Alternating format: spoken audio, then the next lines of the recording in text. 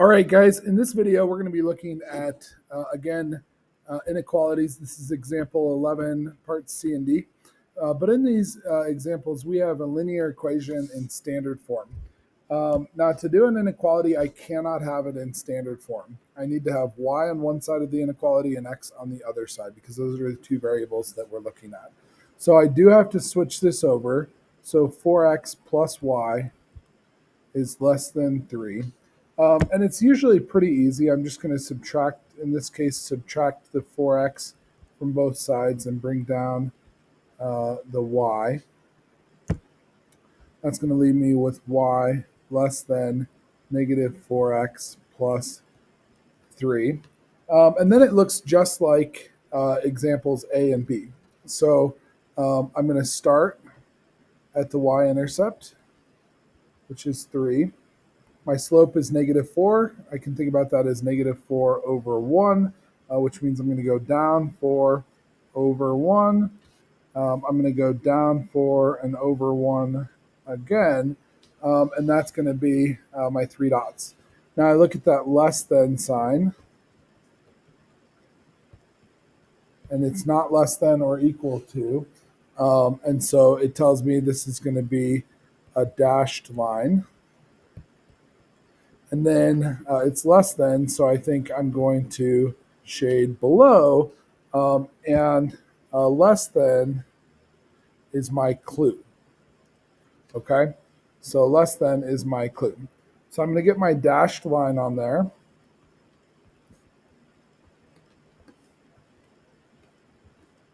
And before I shade it in, I'm going to test a point. So I'm going to test 0, 0. So I'm going to throw 0. Oh, I'm going to test 0, 0. And I'm going to throw in 0 less than negative 4 times 0 plus 3. The negative 4 times 0 goes away, and I end up with 0 is less than positive 3, or just 0 is less than 3. And that's going to be my proof. So I'm going to shade underneath the graph. Okay. Now we'll look at part D.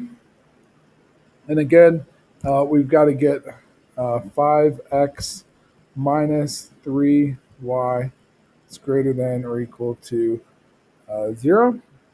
I'll subtract the 5x from both sides.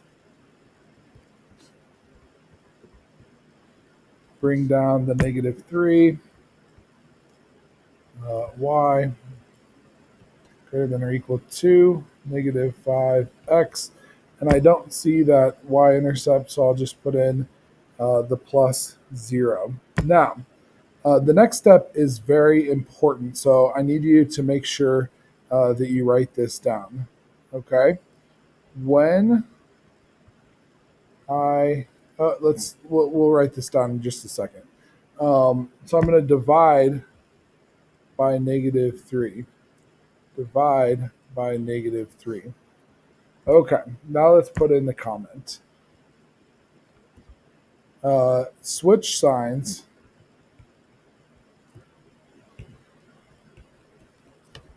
When dividing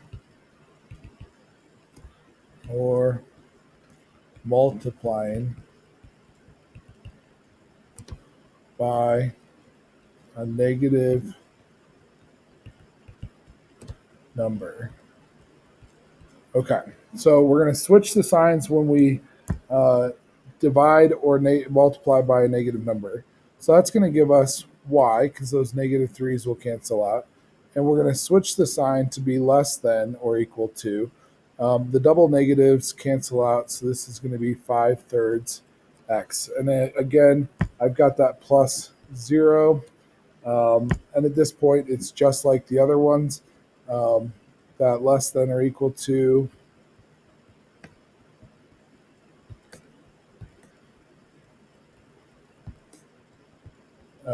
that tells me it's going to be a solid line,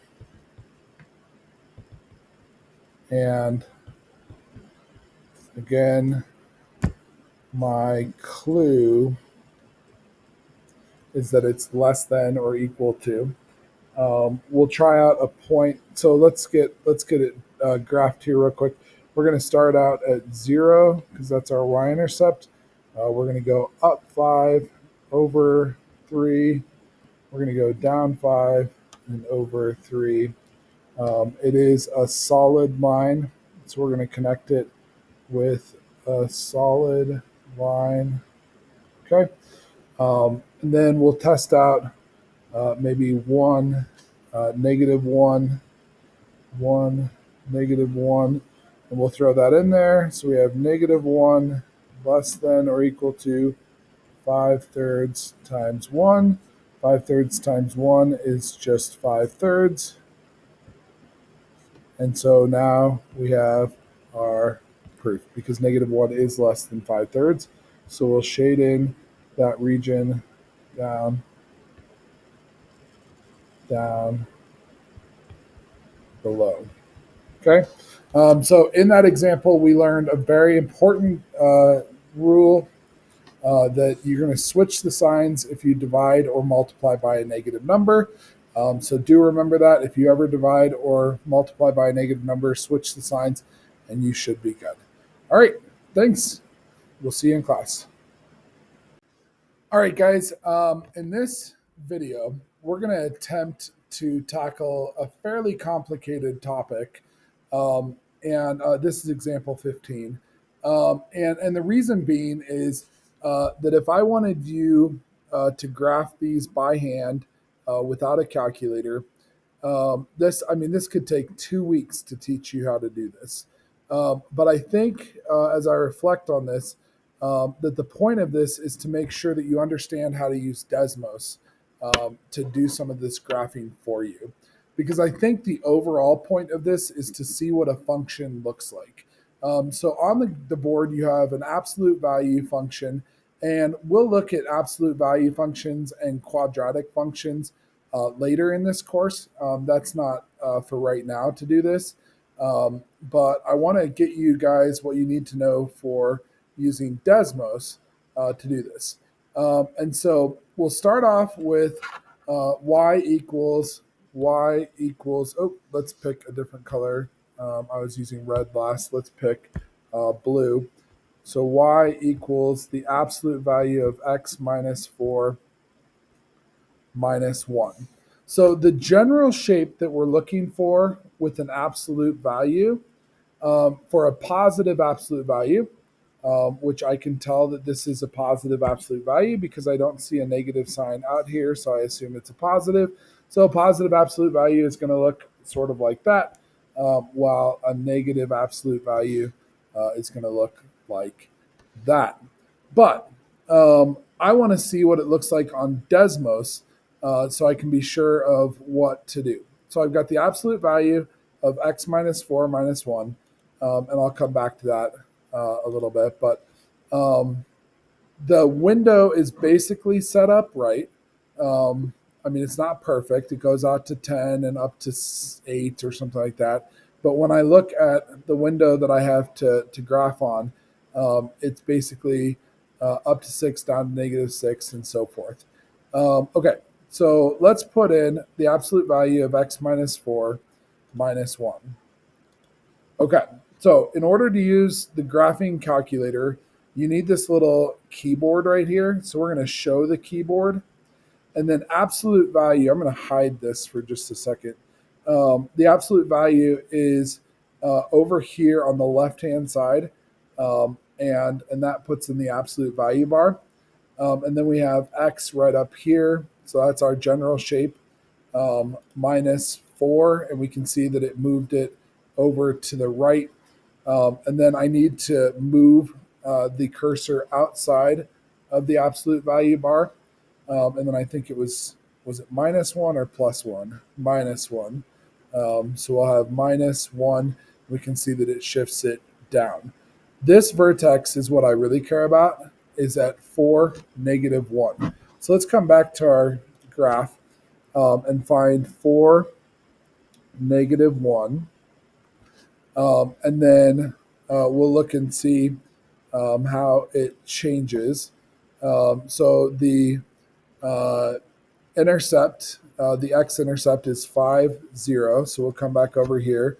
We'll put a dot at 5, 0. And then we're going to go after the y-intercept, and that is 0, 3. So we'll come back over here and we'll put a dot at 0, 3. And then we're going to connect the dots down to the vertex, and then we're going to go up from there. So that's going to be what it'll look like. But I think, again, the major point of this is to see that it is a function. It passes the vertical line test. And so this is a function. So guys, I'm going to do a second video for part B. But if you have any questions, please think of those and let me know. All right, guys, so we just looked at the absolute value. Now we're going to look at a quadratic. I know it's a quadratic because I see that squared term, that x squared term. And so just a quick, like f of x equals negative x squared. If you have different colors, this works really well, plus 4x minus 7. And again, I could spend 2 weeks on teaching you how to graph this by hand, but the general that you need to know is that a quadratic looks like this if it's positive, and looks like this if it's negative.